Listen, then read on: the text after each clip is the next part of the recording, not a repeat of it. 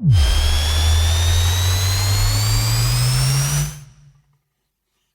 the gym and in the car, with our advice you could go far.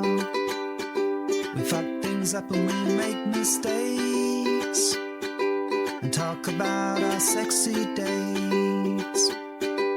We host events and go to clubs, but most of all we're still in love.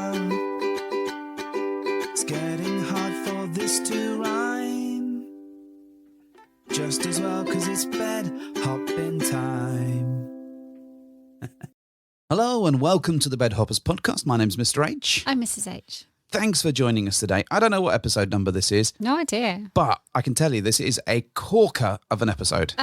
It's a Corker. cracking one. Oh, you're doing all Christmas things. Am I? You said cracker. Well, it is. Cork as well is like festive drinks. Is it? Yeah, I had some festive drinks last night, Did you? which Is is it- one a bit slow now. Someone likes to have like two 2 a.m. bedtimes on the bounce. Yeah. Yeah, you. I'm looking at you. But to be fair, it has been a fun weekend. We've had a delightful weekend with awesome people, and now that we're just slightly paying the price for it. That's all.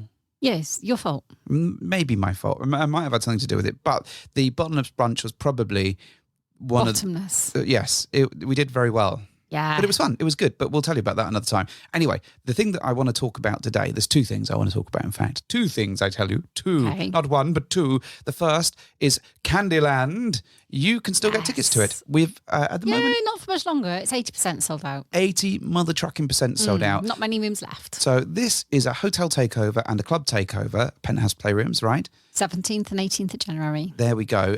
Ticket links are available in our show notes. But if you're new to the lifestyle, this is a really good means of kind of meeting a whole bunch of awesome people, really good means of kind of And a settling club. in, and a club, and trying out a club for the first time if that's your jam. But if you're more experienced, it could also be really good for you too, because actually we've got an amazing group of people coming along. There's lots of activities, there's fun stuff, there's room crawls, there's mingles, there's all sorts. all sorts of cool things that you can enjoy by coming along to our event. And probably some 2 a.m. bedtimes. There may well be I make no commitments on timings of bedtimes, but you can manage your own bedtime probably, right? Well, you can't. Well, I can.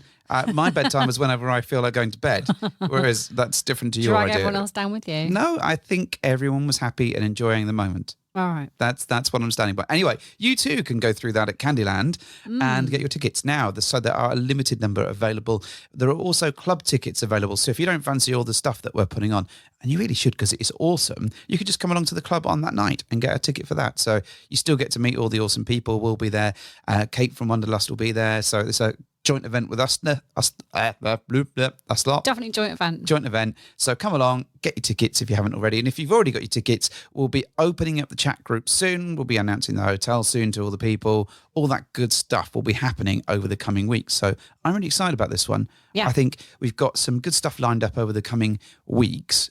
But then we've got an event, like just as you get out over all the Christmas and New Year's stuff and you're thinking, we've got nothing to do. It's boring. January's Life rubbish. sucks. January's rubbish. We're like, oh my God, we got a fucking event and it's going to be perfect. It's a great way of kicking the shit out of those January blues.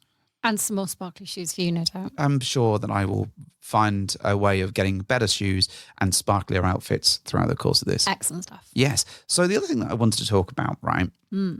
So one of the things that I really love about what we do in terms of the podcast, but in terms of the whole lifestyle experience, the old swinging lifestyle experience, is chatting to people and getting to know them better. I really love finding out about people's journeys, where they've been to, what they're up to, how they got to where they are, who brought this up. challenges they had. Yeah, all this kind of stuff. So with that in mind, we're launching like a whole new series of interviews that we're doing with people and getting to know people better. I would call it getting to know you, but I think that's been done to death. But I'm still going getting to know you, all that kind of good stuff. We can, or we can just play the interview jingle, which I think Oh my God. is your favourite. So I'm going to try and bring that out of retirement. So we're going to do a series of these. Hopefully you love them. And if you want to take part, get in touch, because it's really fun getting to know people. And it's all about you. It's all about you. It's kind of still about me, but it is all about you. So yeah, we're going to play this thing. This is an interview we did this week. I hope you enjoy it. They did a really good job. It's Ruby and Cole. Yes. Here we go. Roll the thing. We've got something that's just for you. Holy shit, it's an interview.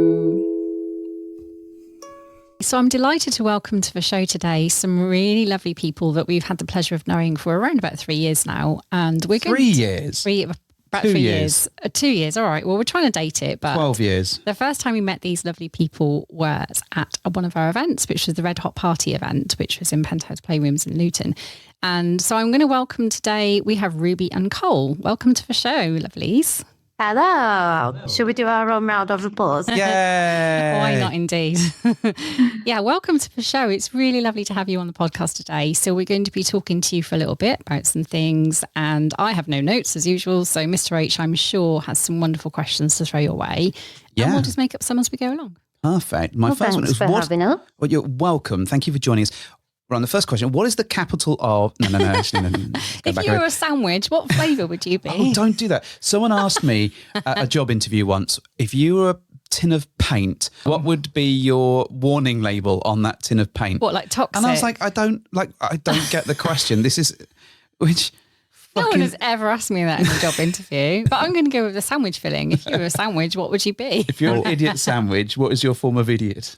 That's fine. Anyway, let's go on to the proper question. So what I would like to know, because this is a podcast and people can't see you, how would you describe yourselves, and can you describe each other? Yes. Do you want me to go first? You can go first. Okay, so Ruby is... You've got a posh voice. Yeah, sorry. This is my podcast voice, you know. So, yes. So Ruby is my beautiful wife and has been for just over, well, it's a year and a half now, isn't it? Year and a half. We've known each other for 11 years, though. Very much. Together for that. Been together for 11 years. Yes, she is the rock of our family and wife, I would say, and holds everything together. She's also, if you can be a rock and glue at the same time, she's both those things. And she is the one who first introduced the idea of entering the lifestyle as such. Are you trying to turn off this posh voice yet? Am I still very posh? No, I'm loving it. Go on. Oh, I'm sorry. Yeah, you're very adventurous. You're very outgoing. You're very open-minded, and I would say you have strong opinions on things, but in a very polite way. And yeah, she's also very beautiful. What was the question? Go on. Something about try and paint or describe sandwiches, I Cole don't for know. us. Yeah, how would you describe Cole? For people that haven't met him and don't know anything about him, what would you say about him? Cole is a very empathetic type of person. Anyone can get on with him. Visually, a beautiful shiny head and a lovely Viking beard. In the lifestyle, we're just very free and easy. People easy to get along with. Down to earth, I'd say, as well. No sort of pretense or anything like that. But yeah, Cole seems to have, in general life, a lot of friends. Particularly women find it very easy to talk to you and is almost like, best friend to many women. In the lifestyle capacity, very fun. Centre of the party, but not centre of attention. Excellent. Now you've got to rate each other. I'm not going to do that. That's a terrible thing to do. So you mentioned that Ruby brought this up in terms of joining the lifestyle. How did you get into it? What was the thought process and how did it all come about? It was my 30th birthday and we went to Krakow and we were in this really cool, it's like a ship theme. Was it? Yes. And we were down in this bar and I just blurted out how I had a fantasy of seeing Cole with other women. And I was kind of embarrassed to say it as I was saying it. I thought it was very much a trap at this point. But I did say that, it was a fantasy that was recurring for me over years. Yeah, I think it's something. So yeah, it was your 30th that it first came up, but it's something you'd been thinking about for a while. Yes, before that. Yeah. And so, the conversation then developed, even though you were shell-shocked, into, well, should we just test that theory a little bit and go to a strip club? Now, at that point, we'd never been to a strip club. We'd never been to a sex club. None of that. So it was kind of nerve-wracking, but exciting at the same time. We'd always been, I think, quite adventurous, but with each other. So it was kind of the next step it wasn't like going from 0 to 100, was it? It was kind of like we were already hovering around 50, 60 and just ramped it up. Yeah. So we just decided to go to a strip club just as a bit of a tester, really. Me seeing Cole physically with 2 other women, would it excite me? Would it be scary? And they gave Cole a bit of a dance, and I was getting very excited, and they asked if I wanted to receive a dance as well. And I was like, no, I'll just sit back and happily watch this. And then it kind of developed from there, really. We started discussing more about our fantasies, desires, and I'd say that you kind of pushed me along gently into exploring and potentially fulfilling a fantasy, which I was scared at the time of. Should it remain in your mind? Should it remain as a fantasy? Because in reality, it might be a disaster. And so it probably took us around 2 years before we actually went on to book onto your event at the Red Hot Party. It was kind of bad timing in a sense. It kind of coincided with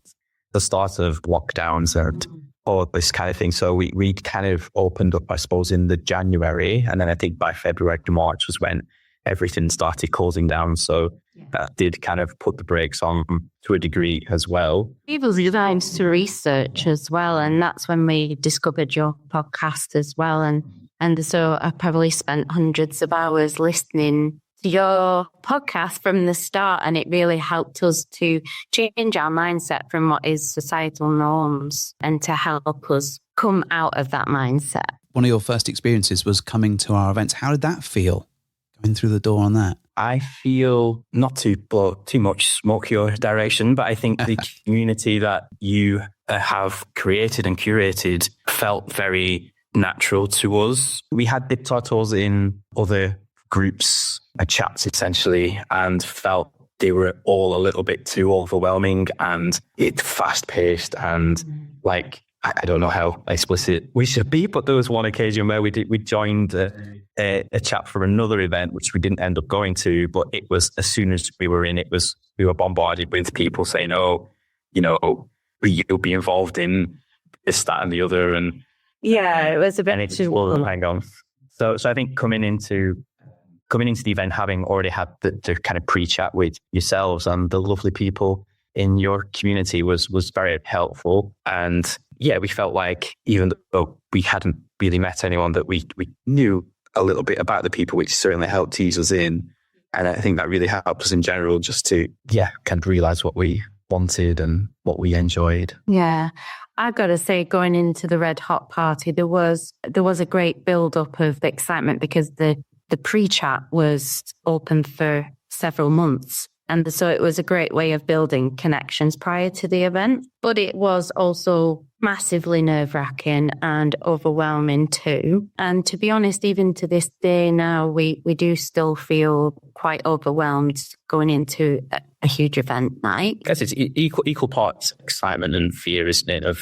Which isn't the worst feeling in the world, but can be a little overwhelming at times. I always think it's a little bit like going on a roller coaster, and that you should be a little bit afraid. Like there's nothing wrong with a bit of, but you also should be excited as well at the same time. Hopefully, that's the theory. You get your adrenaline and then you get your dopamine fix. So it's all... I remember though, the first time we went on a roller coaster together. An actual roller coaster. And my God, there were tears. Someone was stood there in the line, right? And it was a very quick line going on a roller coaster. We were very fortunate that we went to, I think it was Orlando. I think it was SeaWorld, in fact. And Mrs. H was looking up deaths on roller coasters. I Googled it in the queue. I don't know why my mind does this, but I was Googling how many roller coaster deaths are there a year. And then I tried to filter it by location, and I was like, oh, I want to see how many people have died on this roller coaster I'm queuing for. And he's like, why are you like this? I'm like, I just Funnily need enough, I to think know. we googled deaths in sex clubs, didn't we, on our way How down? many people die in a sex club per year? We're responsible for far more than you'd Oh imagine. God, I hope not. I'm curious, Ruby. So you shared that you had a fantasy that you weren't sure if it should stay a fantasy or become a reality, and I completely relate to that because I think a lot of things that we have fantasy based absolutely are safe.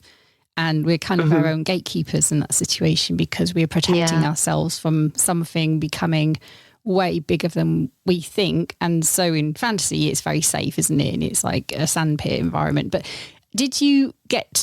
were you going to the Red Hot Party with a view to exploring that fantasy, or was it still very much locked away in your mind? We went with more of an open mind. And I think having been part of the pre-chat prior to the event, it helped for us to just go in with an open mind as a couple that we could well play together. But the initial fantasy was more so about me seeing Cole with another woman or other women. It's something that I messaged Secret Stag about prior to the Red Hot Party. And I didn't really know what the terminology was for it, but I almost saw a lot of similarities in their dynamic. And so I had a little bit of advice on it. But going into the Red Hot Party, by the time that we got to that, I think we were already of the same understanding that actually it could be a nicer experience if we do share an experience together. How would you describe your dynamic now? What are you looking for? So if you're about to go to a club or trawling the sites, what's your advert essentially? I think we have developed from those early conversations and talks into more with very much kind of looking for couples rather than like we've never had an experience where it's not been with another couple really. It's more things have developed to points of, yes, Ruby has that fantasy of seeing me with other women, but also New fantasies. it's like you want to also be involved in that as well. And I think if you were to just not be involved in any capacity, that might be where the fantasy does creep into kind of the realms of actually emotional chaos if you're not involved in some way. Yeah. And I think we're both very much driven by a compersion for each other's enjoyment. So that plays a big part in what we look for. And we like to look for other couples who also are very happy with each other and enjoy each other. And therefore then the four becomes very collaborative and four or more, I should say, becomes very collaborative. Yeah, I think we've matured in the lifestyle now to a point where we value a strong friendship with other couples first and foremost, and strong connection. I think that helps to build an even better and more exciting experience where everyone feels more comfortable as well. Generally, I think that leads to better success. And I think as well that there is an element of sapiosexuality as well. I think that we need to be mentally connected to other couples as well. And I don't find that we get that necessarily from typical club nights. So we don't just rock up to any given club night without going with anyone. And that's not really the way we go about things. We tend to use club or events like yours as more of a social situation to get to know other people. And then we take from that more of a private arrangement with them. I think that's fair. And I know a lot of people use it as a similar way. If something happens, great. But if nothing happens, you've had a good night with yourselves and hopefully made some new friends while you're there. And certainly we were talking about this, in fact, just last night. We were sort of talking about going to the clubs and often we're on host duty for these things. But actually, it's really nice to get to know people and then kind of go, okay, we like these people. Let's see if we can arrange something outside of the group event where it gets a little bit hectic, for want of a better phrase, and get to know people better and really build those strong connections. I think that's been... I can totally relate, Ruby, to what you're saying about needing that mental connection, though. And although there have definitely been moments where we've kind of dispensed with that, and just gone straight for a physical connection. That's rare. And it tends to be more when we're in an environment which is not known to us, such as a holiday or something where we're very remote from our normal habitat, and we kind of go, well, we're here now, so when in Rome sort of thing. But generally speaking, I think, yes, that cerebral kind of connection is really more the preference, and more often than not, we now seek building slow, good foundation relationships with people with a view to then all progressing at the same pace to the next point if we will want to. But yeah, I do completely relate to that approach. It's really, really nice. Some of our closest friends now in the lifestyle, who are also part of the Bed Hoppers community, we've met them several times, and sometimes on just more of a social meet, getting to know each other, have fun, relaxed, no sort of pressure environment. And that's then led to us being really close friends that we're all in contact sort of almost on a daily basis, really. And then when it comes to arranging and developing that into more of an experience arrangement with them, it's always led to more exciting experiences. And because we all know and respect each other and trust each other as well, I feel that we can explore more and help to create a more comfortable experience for everyone without so many nerves attached. I think it really reduces the pressure, and I think it also increases the laughs you can have, because sexy times all sorts of shit can happen, right? Let's be fair. All sorts of noises and funny moments, and hopefully not literally. But if you're with good friends, then all of those things they add to the experience for me. They're funny and you can laugh at them, and no one really cares because you're all good friends at that point. So it takes that pressure off for me. We had I don't know if you want to hear a funny story, but we had a situation where we had met a couple that we had become friends with prior, and we met them at it was kind of like a pub converted into hotel rooms and what have you. And we had a lovely evening with them, a great evening. Our room was in the main building and their room was in the outbuilding. And the door between the two, unbeknownst to us, was locked whilst we were with them. So we tried to get back into the hotel, could not find a way in. At 2 a.m. At about 2 a.m. Banging on doors, ringing numbers of night managers, could not get hold of anybody. You were carrying about a sex bag with all the... Yeah, I had a room sack full of dildos and vibrators going off. So we ended up where we kind of had to go back to their room and kind of top and tail and sleep on the floor and what have you.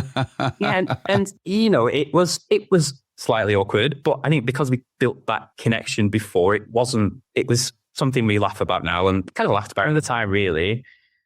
Could you imagine though? Or if it hadn't have gone, or if it was someone we just met and it was random, it's like awkward.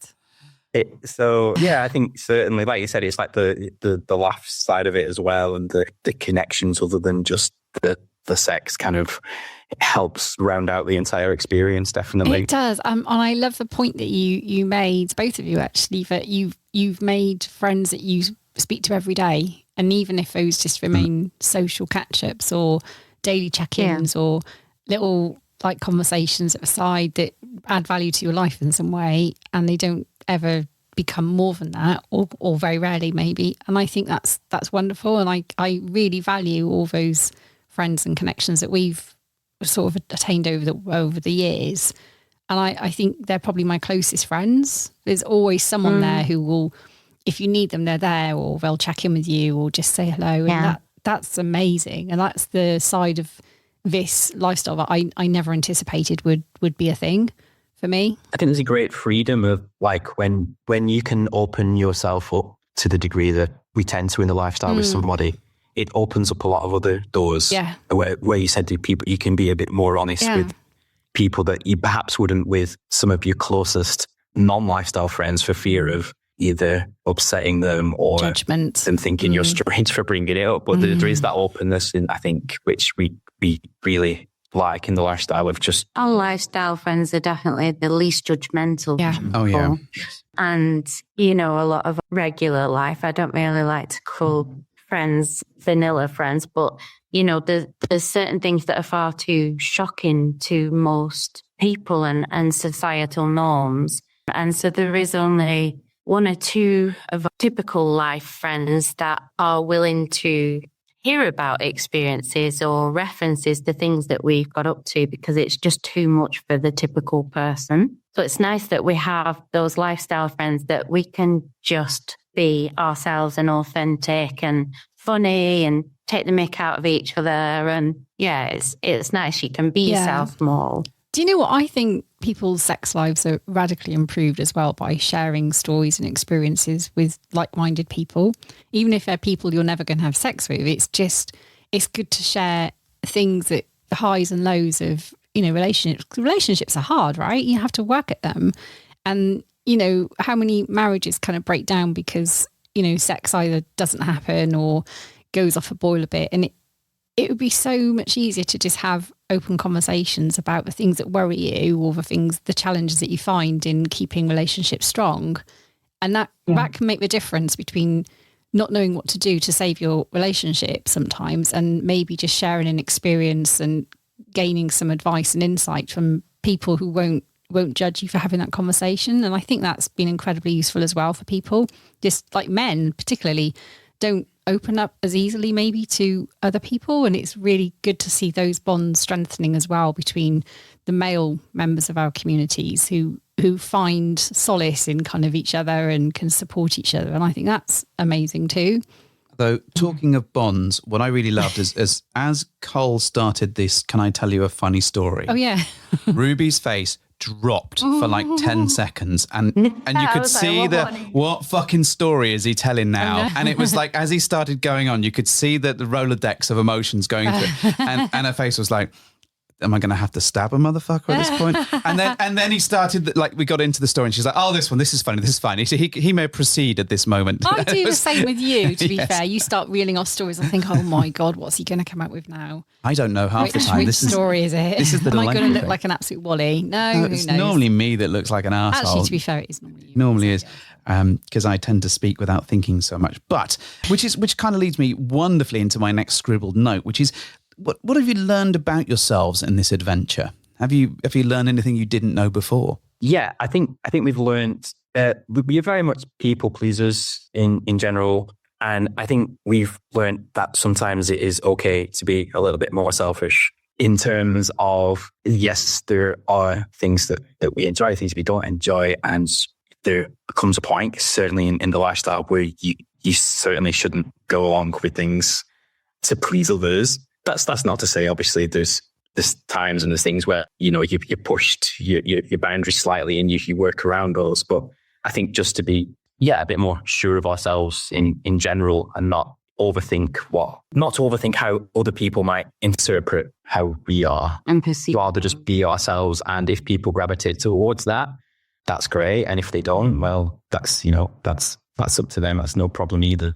Not to say do we have to please everybody. I think in a typical environment, pre-lifestyle, me and Cole have always been very connected. We'd go on a date night and have a dance together on the dance floor. And we would often attract other people's attention just for how connected we were and didn't really give a shit either. But in the lifestyle, we can be more truly ourselves without judgment from other people. And I think another point to add for me of what have I learned since being in the lifestyle is that being more true to myself as well, and that finding that and being honest with myself that I am bisexual and having had experiences, which is something that I've always had in my mind since being a teenager, that I thought I was bisexual, but it's always something that I suppressed. And I think possibly part of the initial fantasy of seeing Cole with other women was partly my attraction to other women as well. But it took for us to get into the lifestyle and to continue with communicating with each other openly and honestly about what we'd like to pursue, experience, and for us to actually quite comfortably now describe myself as bisexual to vanilla friends as well. So it's opened many doors for us on a personal level as well, and just knowing who we are. I think kind of connected to that slightly as well is yes, we've always been good communicators, I feel, but just never to presume what the other person is thinking or feeling either. Like, I know just connected to that, where you've talked openly about being bisexual, is I think maybe presumed that Ruby knew that I was okay with that. And looking back, I can see how that could be interpreted as me not communicating about it and not really wanting her to pursue that. Whereas in actuality, I'm very happy with that and happy for her to explore that side of things, where I think you had it in your head perhaps that I would maybe go along with it, but you were perhaps holding yourself back slightly because for fear of upsetting me, whereas that was never a possibility. But just to keep the communication open, but also to keep reiterating and going back that you think you may have covered something, but you maybe necessarily haven't. Yeah. It's always a learning journey as you're going along, and you always discover new things, I think. Mm-hmm. What I'm curious to understand, so we talked a little bit about what have you learned about yourselves. What have you learned about other people? In terms of people outside of the lifestyle, I think I've realized that our situation, our relationship is less normal than I thought it was. Like, again, we've always communicated and always been quite free. But I think as we've got more into the lifestyle, we've realized that more people outside of that perhaps don't keep that communication open and would not talk to each other, but they would, I don't know what's the term, almost like, it's not nice to be in a free environment with people, like-minded people. And I think that is less normal in normal society than I think we perhaps thought it was. I think that the majority of couples we find, and I say majority, in the lifestyle are probably the strongest and most connected couples there are in society altogether. And I think they have to be strong and emotionally connected and good communicators with each other for them to be successful in the lifestyle. And I think everyone around us in typical society who we know in our personal lives, it's very clear to us that there's certain lack of communication. We've had a few friends recently that have separated, and a lot of it has been down to communication, pure and simply. And it's a shame that they don't feel the ability to communicate properly with each other. There's couples that would tell us things individually where we're friends with both sides of that couple that would speak to us, but then they would not speak to each other about. And it's to us, that's quite an alien concept of like, well, if you can tell, we're friends, but if you can tell us, why can't we tell the person that you're supposed to be the most connected with?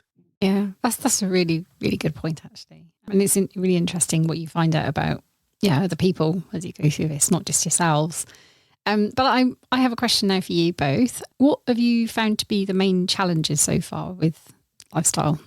I think being able to, it's not always easy in the moment to understand how each other is feeling at any given time. So just to take that opportunity to step back and realize that it's not a race. There's no rush. You can step back. You can check in with each other. Yeah. And you can do that as discreetly or as openly as you need to, because if the people that you are with are the right kind of people, that they're going to understand that and be probably doing the exact same thing as you are. But I think just to get to that point of being able to do that is important. I think certainly in the early days, there's been a couple of instances where we have had miscommunications at events. So like, for example, at the first event we were at, there was a situation where somebody entered themselves into a situation which we were particularly comfortable with. And then that caused conflict between us individually, which... Should I elaborate on that? Of course. So there was a pre-Red Hot Party group chat for several months before the event. And there was a particular person that was quite authoritative or considered herself to be, and wanted to orchestrate a mass orgy, to which we were quite clear at the time that We didn't want to be part of that as such, and that we were new. However, it turned out that at the Red Hot Party, we ended up in our first sixsome, which was quite a shock, but it was fun and it felt natural because it was with people that we had a strong connection with. But this particular person who had tried to orchestrate a much larger orgy had just brought herself into the room where we all were and without consent just helped herself to Cole. I won't go into more of explicit details, but that was quite a shocking moment for us. And it was very difficult because we'd never been in a situation before where we'd had to say no. But it was also shocking because the community and everything that we'd learned up to that point was highly driven around consent, and there wasn't consent there. So I think that was one of our biggest challenges, and is something that we've had to learn how to deal with and basically have some balls to deal with the situation there and then if it makes you uncomfortable or is likely to make you have issues in your own relationship afterwards. So it's just learning to say no. It was a situation that, looking back, could have been easily rectified at the time, and I think now we certainly would. But yeah, at the time it was a very much a learning curve of, okay, we need to talk about this, we need to learn from this. It made us. We had and we did. It's grown us. Can I ask what you would do differently now with that challenge then? So you've talked about what actually happened and how you dealt with it over time, and that caused you to retreat a little bit and regroup as a couple, which is right. But what would you do differently now? I heard he carries a fly swatter with him at all times. Get back, foul demon! Thwack, thwack. I think I'd like to hear how you deal with it now, but I know how I deal with it. I feel yeah, a lot more capable of being able to just say no and read the situation, and I don't fear that saying no to somebody anymore. I think looking back, I've been perhaps quite limited in terms of sexual partners previously. And it was never I've never really been in a situation where I, like lifestyle or otherwise, where I've had to handle that. So I think just in terms of personal growth of being able to, I don't fear rejection for myself. I've put myself out there. That's absolutely fine. What's the same the other way of just being able to reject somebody else? It feels a lot easier now than it perhaps did. I think also in terms of how we handle things within the lifestyle now as well. We're never necessarily in that situation now anyway. No, we don't put ourselves in that vulnerable situation as such because we don't typically. So we maybe, try and avoid that anyway. But but things happen, and, it's perfectly reasonable to think something like that may happen again. So yeah, I just feel a lot more comfortable and confident to be able to. If we were in that situation again and we were in a club setting or an event, etc., and someone completely unknown to us just shows up in the room that we're in with other people, then I will be more confident in saying, excuse me, sorry, this isn't really an open situation where you can just come in and join in. I feel like we have done that a couple of times. We have been in situations where other people have tried to come into situations like that we haven't necessarily known, and we've cleared it. Yeah, I think you guys mentioned on one of your recent podcasts as well that it is a difficult situation to navigate when you think that you're about to enter into an experience with all consenting people involved, and then a curveball is thrown and someone else rocks up and, you're not comfortable with it. So it's difficult for everyone, no matter how far into the lifestyle you are. But you've just got to be brave, but respectful at the same time. And I think, they should also respect consent and boundaries too. I agree. What I found really fascinating with our experiences, our ability, whilst, the experience itself can go in a number of different ways, but what happens afterwards, sort of understanding of it in our talk through it, is much more effective as we've gone on. So there's much less damage to our relationship. Not that there's ever been any true damage to it, but it's our ability to talk through it and be less upset. And we've kind of gone, okay, this was it. This is what was the problem. Why did this go wrong? And what we're going to do in future about it. And our ability to work through that. And it sounds like you folks are on a very similar page. You're very effective at kind of going, oh, okay, this happened. That was shit. How do we deal with it in the future? But it takes time to get into that space. And like your first event, going into that and that happening is like, oh, that's quite tricky. But, several events and being a little bit more battle hardened down the line, and you encounter more things as you go along, your ability to kind of take it on board, kind of go, well, actually, it's not your fault, and it's not your fault, and this is what the problem is, much better. And I really appreciate that about that experience coming to hand. So even if something crops up for us, I'm very confident that we can weather a storm out the back of it. Unless one of us really, really fucks up, but that's not really happened for a while. So look forward to that day and seeing, testing the waters. Which one of us will fuck up, though? Probably both of us. It is us after all. I feel we're more equipped, definitely, to deal with things as they bounce up now. So. You're equipped. You're essentially packing with the solution. Definitely, that's what's going on here. So what I would like to know is, so you've been doing this for a little while. You've had some interesting challenges. You've learned to sort of talk it through. What advice would you give to people that are looking to join the lifestyle? And the answer cannot be communicate, because every fucker says this. They all do. And it's a very good one, but let's assume that is like a given. Yeah, let's assume people will learn how to do that. And I think my advice would be, if somebody who's coming into it new, would be just to kind of do your own thing, find your own people. Don't feel like there is a set way of doing this, because there isn't. There's a million different people who have a million different dynamics, and what is right for them isn't going to be right for you. So don't be intimidated or feel like you're doing something wrong or you're not doing things the right way because somebody else does it a different way. That would be my number one advice, I guess, because I feel like, certainly myself, before we did anything, I felt quite intimidated by the whole thing of like, oh, we're going down this road and this means X, Y, Z. Where actually, no, it doesn't. It's our own journey, if you will, through it. And there's no end goal either. There's nothing that, I don't think there's any point where we will fully understand who we are and what we are in the lifestyle, because things will change and adapt and you will learn as you go. So I don't feel that there's anything we're aiming towards of being able to say, okay, this is us, because you're almost kind of back to square one at that point. You're back at the point where you entered the lifestyle. So can I add to that as well? I think that when we first got into the lifestyle, because of how scared we were about going into the unknown, we kind of created a bit more of a persona or an alter ego, or shall we say. And this alter ego allowed us to get into a mindset of lifestyle. It was still us, but it was a more confident version of ourselves, a ramped up version. And it did help us to navigate those early days of being in an atmosphere which was quite intimidating.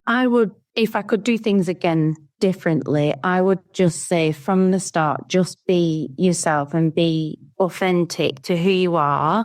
Stick to who you are as well, and don't adapt yourself to fit in with another crowd or group of people. That you put in you. Find you. Yeah, your own relationship boundaries as well. You need to stick to that rather than conforming to other people's wishes or groups or anything of such. So to just stay who you are, and you will find your tribe naturally anyway, without trying to be someone or a couple that you're not. And kind of within that, like you mentioned, boundaries there is, yes, boundaries are, I think, essential. Certainly, that should be the conversation you have before doing anything, is like, what are you comfortable with? What are you not comfortable with? But also understand that those can change and will change over time. There's things that were hard-nosed from us that have happened organically and we've been okay with and enjoyed. And so just, yes, go in with expectations of what you want, but don't be afraid to explore within that as well, as long as you're comfortable and happy to do so. Yeah. Such sage advice. And I'm glad you didn't just opt for communication. You're absolutely right. Faster communicate. No, I like the one where you're sort of like, don't try and fit someone else's parameters, because you need to, you don't have to be a blueprint of someone else's success. You create your own, don't you? I think there's so many sub-communities within the community as well. There's thousands, and there's so many labels. We don't typically like to conform to labels, although we see the importance of them to some people. But there's so many kinks, fetishes, polyamory, swinging. There's so many different parts of the community. You just need to find your place within the community, and don't be afraid to explore others as well, because you never know if one of the other subsections might actually be for you as well. And it's never too late to explore that. There's things we've talked about that perhaps we'd like to explore more that we haven't at this point, but that those are still open, whether you're in it for a week, a month, 10 years, however long. It's it's things are always changing and adapting, so I will get you in a cage at some point. Wife, you have a question. I have another question. So talk us through what would be your ideal date. Let's go. interesting. When you start, I'll I think that we've had an ideal date, actually, with some close friends, well, who are close friends now. We wanted to, it was the first time for us as well, we wanted to go and meet a couple with all of us of the same understanding that we are just meeting for a social. And so we met up in Manchester, went for food, went for drinks, listened to some music, got to know each other. And we took them to a really groovy little bar. It's one of the Manchester hidden bars. I don't know if we can say what it is, but either way, it has quite a sex positive theme to the bar anyway. So it was a really nice place to take another couple to on a date. And we got to just know them at a really gentle pace. But that way we could really build the mental connection, the physical connection, getting to know each other on even, a bit of an emotional level as well. And that for us, all of those elements creates a much more exciting prospect of meeting them again in the future. So like we had with them, then arranging a date to meet them again was really exciting. And that there was a lot more build up to that as well. So I think for us, we really value getting to know people first before meeting them for anything else further. Yeah, I think good food, drinks, lots of opportunities to, sorry to use the word, but to chat and communicate, as it was. Yeah, just we're a very easy, cheap date as well. We don't expect the full works, just somewhere nice and friendly, somewhere where you can hear over the music to actually have a conversation. So long as they serve a nice margarita. Oh yes, there you go. That's important. Yeah. Yeah, I'd say we're kind of low maintenance in terms of we wouldn't expect to be going anywhere particularly fancy or anything. Just a chance to kind of, because should we tell a story of our first date as well together, which kind of ties into this, because our first date was about 9 hours long. That was most wow. just Well, we haven't got 9 drinking. hours, but we can certainly spare. We kind of, I suppose we started the wrong way, didn't we? And have carried on since then. So Yeah. We, just to summarize that, we got to know each other for about 6 weeks first before physically meeting. And then by the time that we got to our first date, we didn't want to separate. And it ended up being a 9-hour first date. And so I think we value that when we're dating other couples as well. 9 hours. Minimum expectation of ideal date then, 9 hours. 9 hours, one margarita per hour at least. That makes it even harder though when everyone has children and other commitments to work around as well. That's a big obstacle for us. We only managed to actually get involved in anything like style maybe every quarter, every couple of months. So yeah, Definitely with you on the being able to hear people on a date. That's like key for me. The number of dates we've gone on where I've not been able to hear shit because we're in a loud bar. I want to be able to hear it. So. That's because somebody needs to get their hearing sorted. No. It's because we play music too loud in venues. Definitely, it's not because you're getting on at all. it's true. No, we do. I'm with you on that, Carolyn, because we were out last night and someone was talking to me. I could not tell a word they were saying. I'm trying to lip read and I can't lip read. And I just ended up walking away embarrassed that I can't tell what they're saying. So our final question for you. So room 101. Oh, I love room 101. You do, because you like knowing what people hate. What, lifestyle wise, what are you going to throw in the bin? What gets chucked out? What behavior, what thing would you like to see disposed of? And you can come up with one each. It doesn't have to be an agreement on it, as long as it's not each other, obviously, because we wouldn't accept. That's a very good question. I know, because I've got too many answers. Me too. You I've can always give a got loads top of things. 3 if you want. If that makes you feel better, you can chuck 3 in there each. We'll call it room 303. The top one for me is arrogant people who go about the lifestyle as though they have some sort of entitlement. I think that's like in general, but amplified in the lifestyle, isn't it? Yeah. Yeah. And I just wish that there were a little bit more respect generally in the lifestyle, respect for each other, respect of boundaries and consent, and also not shaming anyone for any of their likes and desires. For a slight moment, I thought you said not shaving anyone. I did as well. I was like, well, that's a very specific request. Well, it could be in someone's We've never 101. shaved anyone yet, but, there's still time. Have you got any? I think there can be an over-reliance on alcohol being involved. Like, yes, we drink to relax and things, but I think some people do take that a little forward to the point where, then lines of consent and such are blurred and people get it. That maybe ties into like arrogance and things like that, where people expect things or need to drink to have a good time to get themselves into the mindset of what they're doing, at which point, why are you even doing it? Yeah.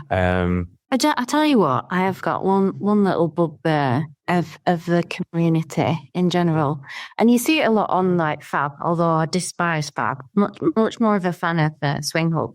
But you see it on all the platforms, and there are a lot of couples who have bi-curious females, and they will say something along the lines of, I really want to try out my first experience and my husband watch. And that just, to me, is so offensive. It's objectifying women, but also I would never want to be someone's, I want to try it out with you. Don't want to be an experiment. Don't want to be someone's experiment. And I think women themselves who say that they want to experiment, there's a better way to go about saying it than it's just offensive to me that they can objectify another bisexual female in being an experiment. Oh my God, I 100% agree with you. It's like I could go on for days about this subject, and I won't.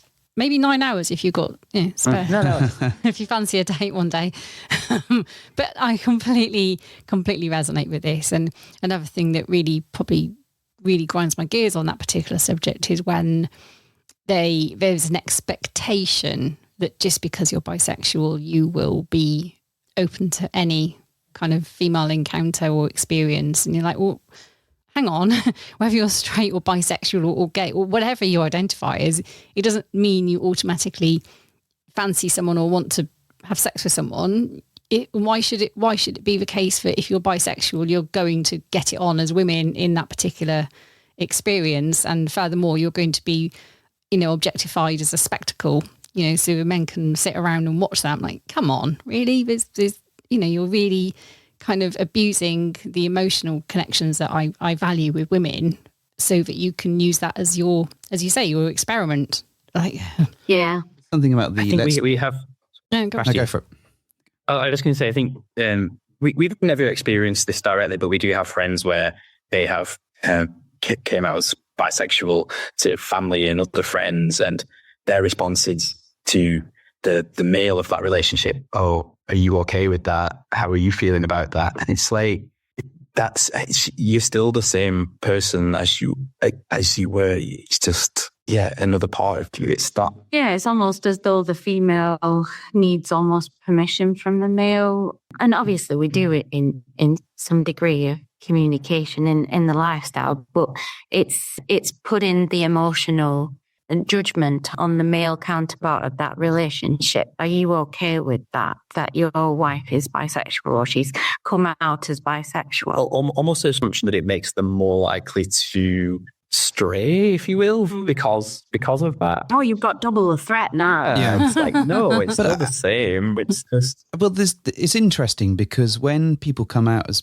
bisexual and they're in relationships, then there often comes the question of monogamy and whether they're monogamous or non-monogamous. And it's often assumed that they are non-monogamous or they're cheating in some capacity. And that's been something, certainly we've talked about this. So I'm heavily involved in our LGBTQ plus stuff at work, as is Carolyn. And as identifying as bisexual, certainly as you do, and as friends do, it does inevitably go, well, you're married. What does that really mean for you? Are you repressing those feelings, or are you off seeing other people? Are you seeing those other people legitimately, or is it illegitimately, i.e. cheating? And it creates a whole raft of other conversations and questions. And as a result, I think there is a reticence to talk about bisexuality out there because it does open up a whole load of other doors. And certainly the thing that really winds me up is when women are like, oh, let's do it for the boys, because I get nothing from it. Like watching Carolyn with another woman, I'm like, it's like watching and I've said this before, like watching your friends play Super Nintendo. When do I get to play with a controller and have a go playing Mario World or whatever it is? And like, it's great that you're having a nice time, but like doing it for the boys is just like assuming that I'm going to get a kick out of it. I know lots of people do, but it's that assumptive behavior. Yeah. And very performative as well. Very performative. And actually, if you're going to be doing it, Mrs. H, then I want you to do it because you have an attraction to that person and you want to. Yeah, I don't be watched by you on the sidelines tapping your watch and come on. No, I get that. And that's that it's an interesting one. And the last thing you'd want probably is for me to performatively like play with another guy. Although you'd probably like it for like for the duration, and then she'd feel bad about it. Like, oh, why did I make you do this? And then she's like, I have this on video forever. I want theatrics. Yeah. Sign up to our OnlyFans now and bye. Literally, it's not a thing. But it is a bit strange that people see these things in that way, and that it's such an interesting angle on bisexuality. But it's And for the work thing, it's so funny because as soon as you talk about it, there is an assumption of, like with all bisexuality, there's like greediness, there's the monogamy, there's but you must prefer one, you got to pick one, all that sort of stuff comes out in the wash. And it's really not the case. But that's, hence, normalizing this whole thing. We if we can't normalize bisexuality yet, what chance do we have normalizing ethical non-monogamy in any shape? We're not normal people, and we're proud of it. What is norm? What's normal? And that's all we want to do. We want to just normalize all this and not it be someone's dirty little secret, because I'm not shameful about what I do or the people I like. I've seen what you do. It's terrible. I'm not ashamed of any of the things that I enjoy doing and the amazing relationships I have with other people. And so I don't want it to be someone's perception that my reality is a clandestine, shameful, seedy kind of thing that needs to be shunned by society.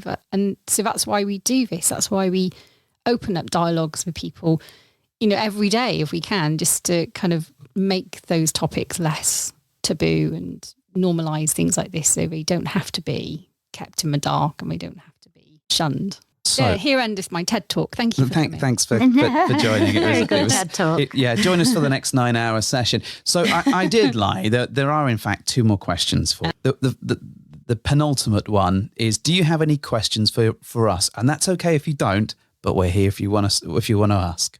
I got a question for you. So I've been following your journey on the podcast. And as you know, I sent you an email when you first started to explore solo dating, which was a really interesting subject. It's not necessarily my interest because we want to do solo dating, but I find it very interesting in how other couples are navigating solo dating. It can be a sensitive topic.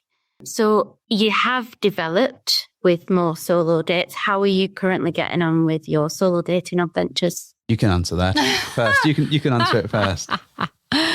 All right. That's a good question. Thank you. So I'm fairly confident that Mr. H would share the view that I have, which is that we don't intend to make this something regular, feature weekly or monthly, or it's not a prescriptive, we are going to do this frequently. I think it's presented us with the opportunities to explore dynamics outside of our couple experiences and give us both something that we probably can't achieve together. And the first one of those, absolutely is going to be me wanting to have more opportunities to connect physically and emotionally with women. And the issue of bisexuality that we've literally just talked about extensively is a really good one, because that's what I seek from a solo date experience. It's the opportunity to spend time with women in a dating capacity where I'm not worrying about what Mr. H is thinking, doing, feeling, not worrying about time constraints of have I spent too much time, kind of not with the four of us, if that's what we're doing. So I am very much not intending to suppress the bisexual tendencies I have. That's not something that's going to go away. But I also don't want Mr. H to feel like that's the primary thing that I seek. It's really not. But having the solo dates has given me the opportunity to explore that without having to worry so much about what's happening in that moment. And the reason I want him to experience similar things and have solo dates is because I also want him to have a different kind of experience, a different kind of encounter with people. And I'm actually really happy that he can do that. And I don't need feeding all the images and the pictures and, the minute by minute, what are you doing, where you go, how are you getting on. I don't need it. I'm just happy that he's happy, and I'm happy that he's having a good time, and I'm happy to reconnect when he comes back and maybe share that in a different way. So I think they're going well from that perspective. But what I don't want them to be is something that we have a preference for doing over the shared experiences, because that remains something that I value more. Yeah. That's quite a long-winded answer, but they're going great. I'd like more of them, but not so many that they overshadow what we do as a couple. Does that make sense? It does. So I think you're right. I think it stemmed from the fact ultimately, and we talked a bit about it on the show, that women are a finite resource when it comes to us playing with a couple, in that there is an element of, well, everyone tends to want to play with that other lady, broadly speaking. And as a result, there's less time for us all to enjoy that person. And I think that kind of you'll want to play with them, but also you'll want to play with the guy as well, has meant that you weren't able to explore stuff as much as you'd like. Yeah. So hence why this whole thing came up.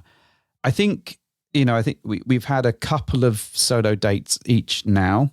Mm-hmm. And we've played it relatively safe with people that we know and that we trust. I think that will continue to be the thing. I think emotionally, I think we would both struggle if we were to look for completely new people that we have no connection with. Mm. I think that would, certainly for my fragile little brain, it would be like I would be panicking that there would be a lot more emotions developing and that it would be much more akin to a relationship rather than a sexual exploration. And I think the same would be true of you as well, I don't wife. want you to go out and get to know somebody exclusive away from me, if that makes sense. I'm happy that he already knows them and that I already know what the relationship is. That makes sense. Do you feel like that would cross into polyamory and that's where you don't want to go? Or I think, yeah, and I think from a separate perspective of having these different adventures, I think that would probably be a bit too much towards that. I think when it comes to couples that we've developed those relationships with, we're a lot more comfortable in that grey space in between swinging and polyamory. And we seem to find a lot of comfort there. And even, I'd even argue that most of our relationships that we have aren't probably truly swinging ones. They're probably somewhere in between those two bits. Poly-light, swinging plus, whatever you want to call it, in that space. And I think that's where we get, like you say, the developed relationships. And that feels a little bit more than just regular turning up and sticking your dick in someone type stuff, to be so crude.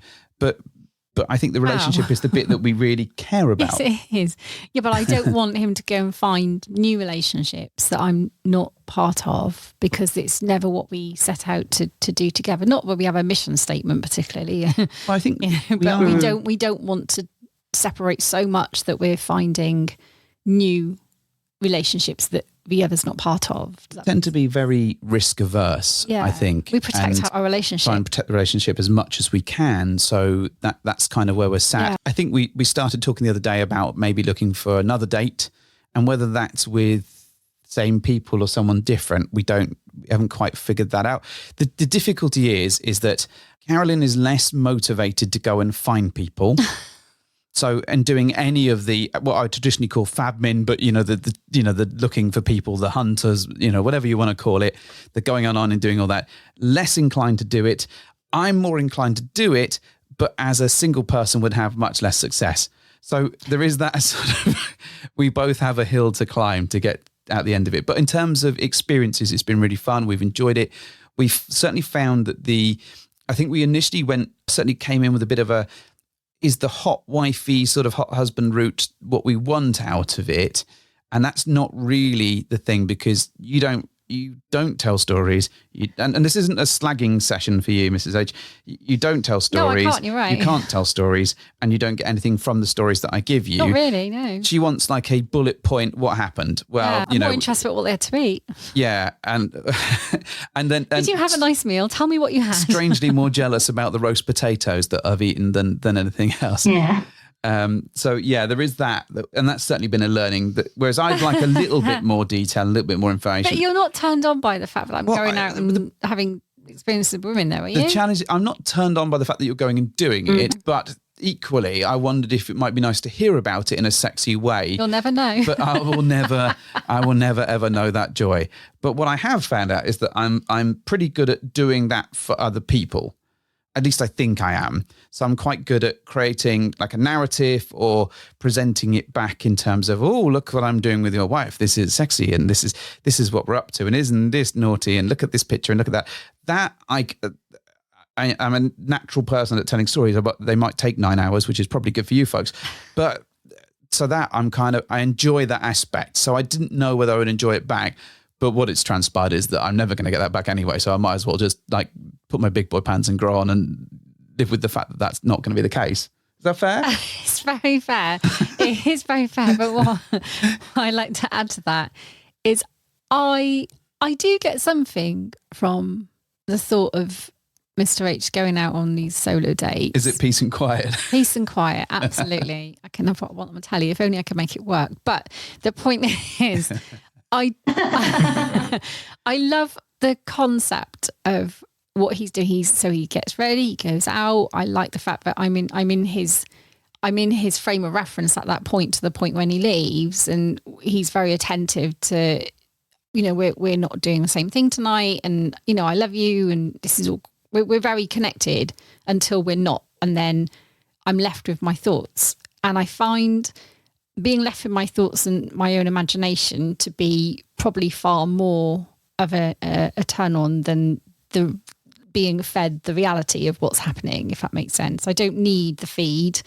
I really don't want to see it, because actually it may not match up to what's in my head anyway.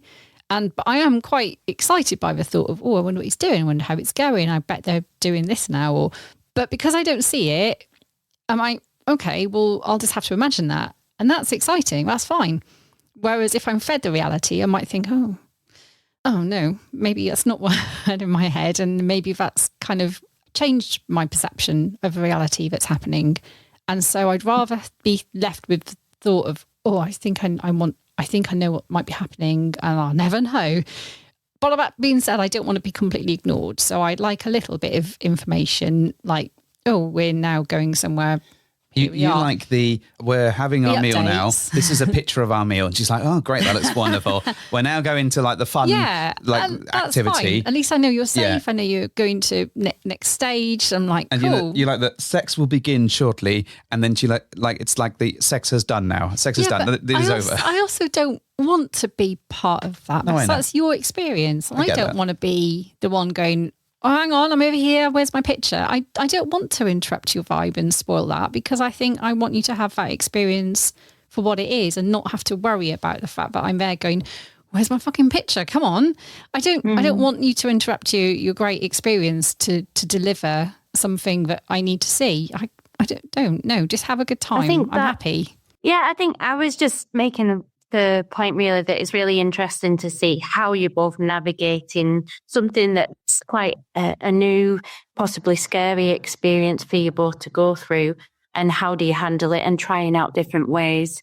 I think that's relatable to anyone going through it's not dependent on the situation, isn't it? It's everyone's navigating something, so there's valuable lessons in whether it's people want to pursue what you're doing or not. There's still a lot to gain from it. I think that your support network, you are obviously very close friends with Secret Stag and Secret Vixen, and the way that they could support you is give you some tips of how they might like to receive the information, but that is coming from more of a hot wife dynamic and how they like to receive that information, but that might not necessarily be the right way for you. Agreed.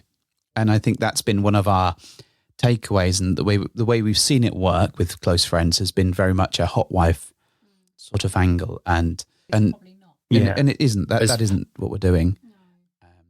As much as it's great to be, I understand the comfort of having soul dates with people that you are both familiar with, and I completely get that and understand that. And I don't know if there's a right or wrong answer to it, but I do wonder how you would feel if it was kind of somebody outside of that pre-existing dynamic that you have, if your experiences of solo dating would be significantly different one way or another, or you would get a different experience from it being with someone who isn't in your kind of immediate social group. I 100% agree. And I think that's the risk of it, I think, for us. And I think that's the bit where we test whether we break a little bit doing that. Like it's good to be scared a bit. Good to feel something. It's like the roller coaster analogy. I think it would be for us looking at people that are slightly beyond the immediate circle, but that we know and feel comfortable with, is probably where we want to get to. But whether we do that or not is, there's a whole load of stuff that we'll need to sort of talk through to get into that safe space. A bit further down the line. But and literally people a bit further down the line as well, So bloody far away as well. Anyway, I digress. Right. So the final question. Final question. Final thing. Before their Wi-Fi and gives thank you for that question. That was really thoughtful. Yeah. And I would have put money on you asking that. I would. I would have done. I was like, I was like, she's never replied to that email that I sent back. So I think she's got some further points to add.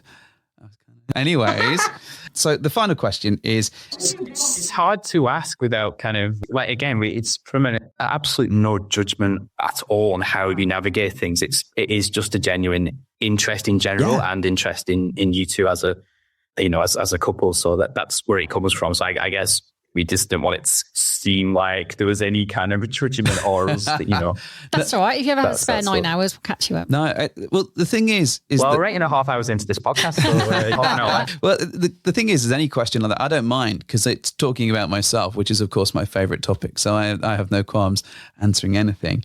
But my final question is, if people wanted to find you, do you want to let them know? Are you on Swinghub? Are you on Fab? Or do you want to keep quiet and remain mysteriously out there? Yeah. We are a little harder to find than we were at one point. But yes, we're still... Yeah, so we no longer have Twitter or X. We used to be faces out on that, and so that's had to go. And so now we are on Fab, although I don't really like it, so don't bother sending us a message on that.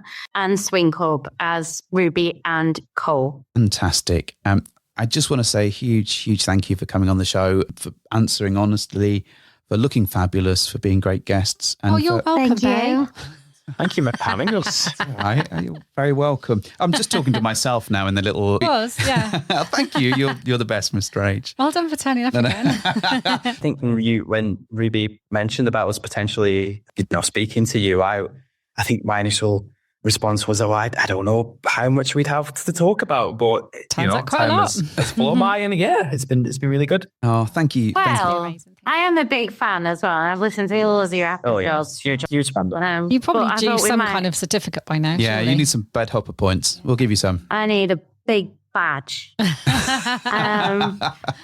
That was badge. But yeah, no, it was really fun to be interviewed by you guys and get to know you a bit more. But also, yeah, I think it was just It's nice to speak to you outside of the environment that we would usually see you, where you obviously have other some responsibilities and priorities, and you need to spread your time wisely and evenly. So yeah, nice. yeah. Hopefully we weren't boring guests. So hopefully we're good enough to make the cut. I can't imagine anyone would listen to you and think you're boring. Not at all, folks. Wonderful. Thank you for joining us. Yeah, thank you.